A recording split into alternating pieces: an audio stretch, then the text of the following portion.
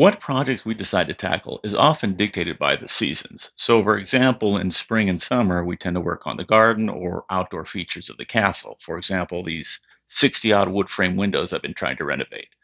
However, when we get into fall and winter, we tend to work more on projects on the inside of the castle. So, I've decided to try to renovate our aged tile floor on our ground floor hallway.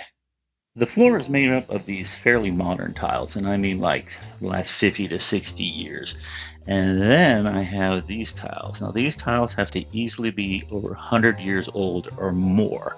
So I've been spending the last couple weeks on my hands and knees removing the old grout. Sometimes there was no grout at all. Restabilizing the tiles. In this case, this one was cracked, so I had to put some stuff underneath to firm it up, and then reapplying new grout to stabilize the floor. Having repaired the rest of the floor, I'm now down to this section here. And as you can see, all the tiles in this area have sunk. The underlayment is eroded. That's why you see the tiles are starting to crack. There's just no support underneath. The grout is either compromised or literally there is no grout. I mean, it's so bad to the point you can just pick any of these tiles up. There's nothing holding them in place, and the support underneath is pretty compromised.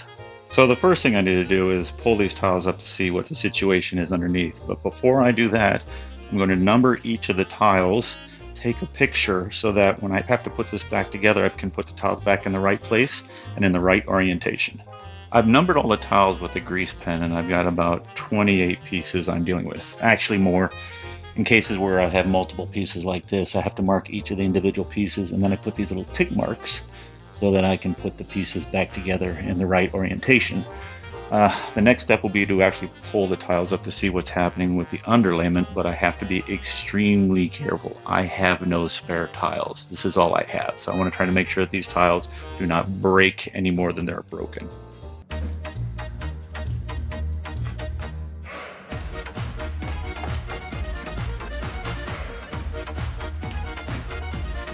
The fun continues. So I have tiles of different thickness as well. You can see the tile on the right is twice as thick as the tile on the left. So that's going to make it even more fun trying to lay these even.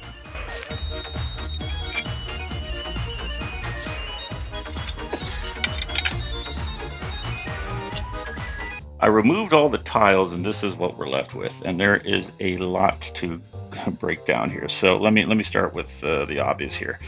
Um, the droop started on these edge tiles here, and you see they did not move.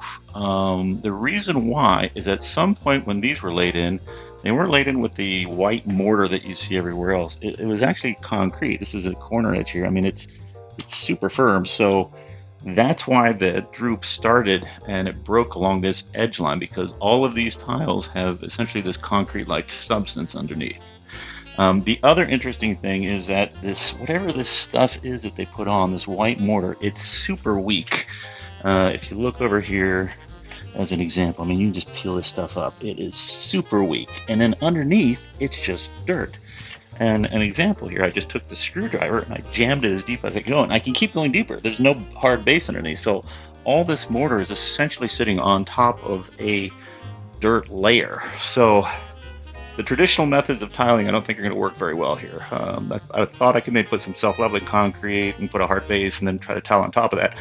I don't think that's going to work. So I'm now thinking perhaps I should treat this like I would pave outside, and treat these like pavers, and maybe take that approach as to trying to put a hard base of concrete or mortar underneath this. I'm going to have to do a little research, but that may be the angle I'm going to have to take to try to deal with this. While I'm trying to figure out what I'm going to put for that underlayment, I have to prep the tiles. And most of the tiles came out pretty clean with a little bit of cement sticking, and then I have some like this. You can see a lot of it stuck on, so I have to take a hammer and chisel to this and knock all of that off. Here's the clean tile. Luckily, whatever they used on here doesn't stick incredibly hard, so it came off pretty easy. If this were concrete, it might have been a different story. What I'll do next is take this outside, take a stiff brush to it and some water, and it should be ready to be reinstalled. Here's a clean tile, scrubbed and ready to go. I only have 27 plus more to go. In the process of removing the tiles from the floor, some were broken and some broke. So what I decided to do was to epoxy the pieces back together. That'll make it easier to put the tiles back in once I reinstall them. And once they have the mortar and support from underneath and with that epoxy, they should not break apart. Or so I think. I removed all the old mortar, raked out the bigger pieces of debris, and this is what I'm left with. It's basically dirt and gravel. My next step is to take out a couple centimeters of this dirt, and I'm going to lay in a gravel aggregate that I can pound down. That's going to give me a solid substrate to work with, whether I pour something in on here or decide to lay something on top of that. I removed a couple centimeters of dirt and debris, leveled it out, and then pounded it down with my handy earth stomper here. I wet it one more time and then pounded it down. The next step is to fill in the remaining area with this gravel aggregate, which I'm hoping once it's in and you pound it down, it's going to give me a firm surface to put the tiles on top of.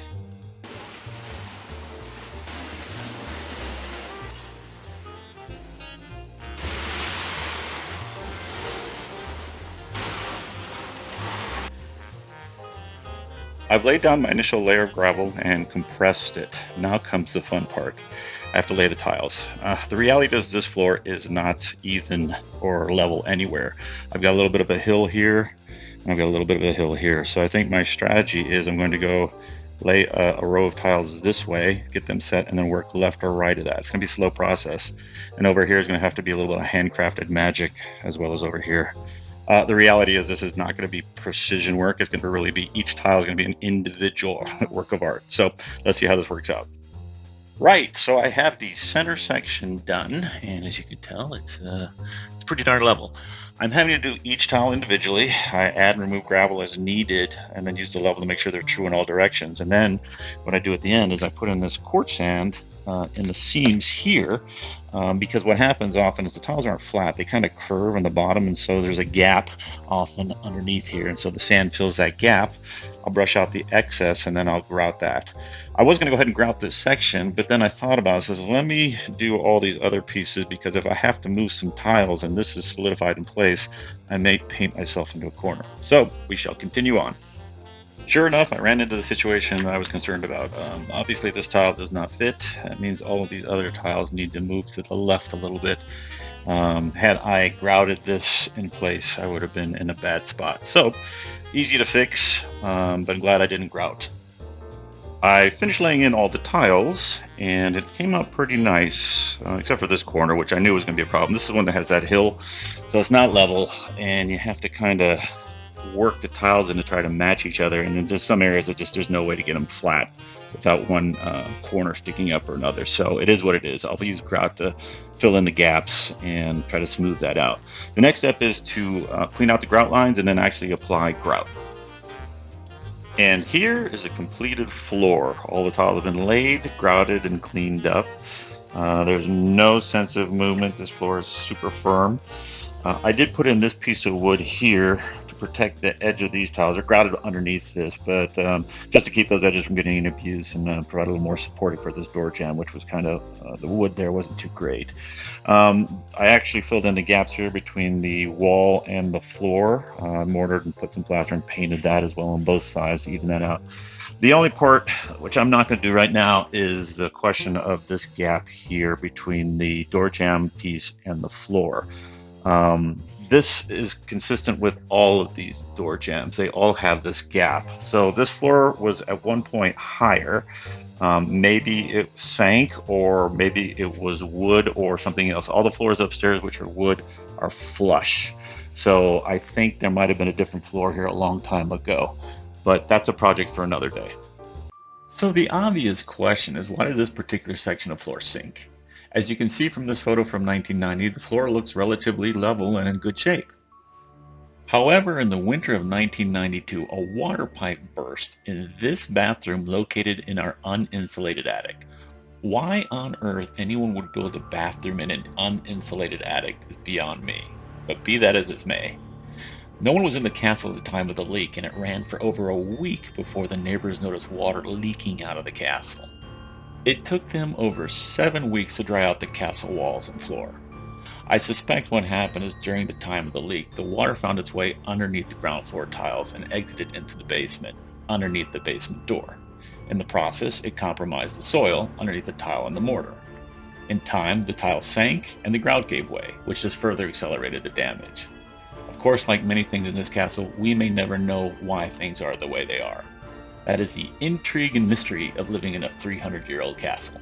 Until next time.